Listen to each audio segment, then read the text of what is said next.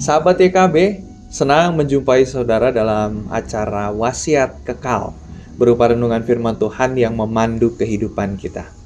Saya Pendeta Kevin Tresna Majan dari GKI Pasir Kaliki. Renungan kita hari ini, 23 Mei 2026, ditulis oleh Pendeta Nathanael Setiadi, yang adalah Sekretaris Umum BPMSW GKI Sinode Wilayah Jawa Barat.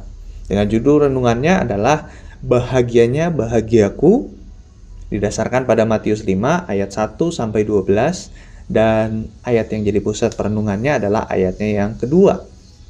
Nah, untuk itu, untuk merenungkannya bersama, mari kita berdoa. Ya Tuhan, kami mau merenungkan sebagian dari firman-Mu.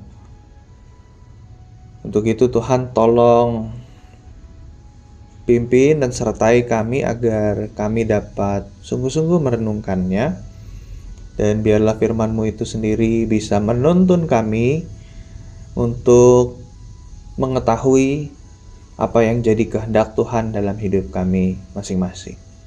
Tolong kami ya Tuhan, dalam Kristus Yesus kami memohon. Amin.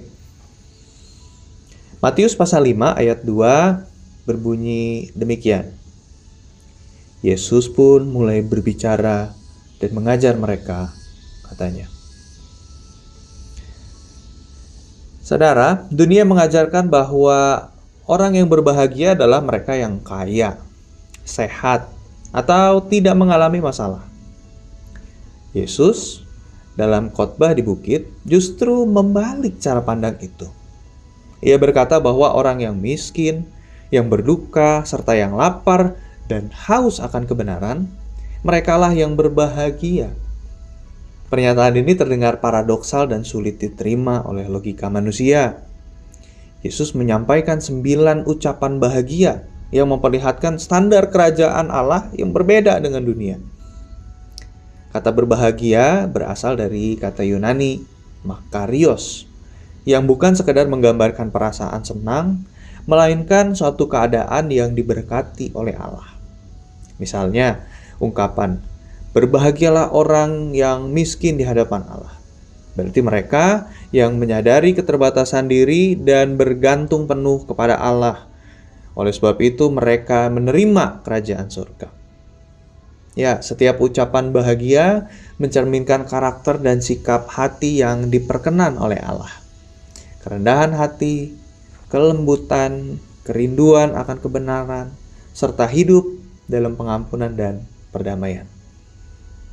Saudara, dalam pergumulan hidup kita, mungkin ketika kita merasa tidak diperhatikan, tidak dihargai, bahkan diperlakukan secara tidak adil, ingatlah bahwa di mata Tuhan justru pada saat-saat itulah kita dapat mengalami kebahagiaan sejati.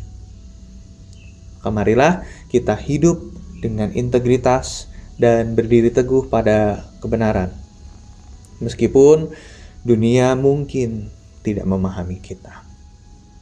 Mari berdoa. Ya Tuhan, mungkin kamilah juga orang yang sedang ada dalam pergumulan hidup itu. Tapi kali ini ya Tuhan, kami diingatkan bahwa kebahagiaan yang Engkau sediakan ada di balik segala yang kami hadapi.